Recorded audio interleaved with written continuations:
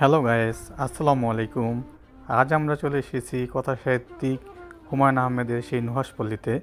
এখন আমরা যাচ্ছি দাবাগড়ের দিকে, যেখানে হুমায়ুন আহমেদ সেই অদূর ঢাকা থেকে এসে বন্ধুদের নিয়ে দাবা খেলতেন, আড্ডা দিতেন। আমরাও এখানে এখন কিছুক্ষণ দাবা খেলবো।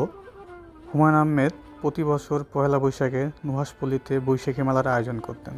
নুহাশপল্লীতে হুমায়ুন আহমেদের শুটিং স্পট, দিঘি আর 3টি সুদৃশ্য বাংলো করে তুলে গেছেন। একটিতে থাকতেন আর বাকিগুলো শৈল্পিক চিন্তার বিকাশ ঘটিয়েছেন। আসলে নুহাশপল্লীতে না আসলে আপনারা এখানে যে প্রাকৃতিক সৌন্দর্য তিনি রেখে গেছেন সেটা আসলে বুঝতে পারবেন না।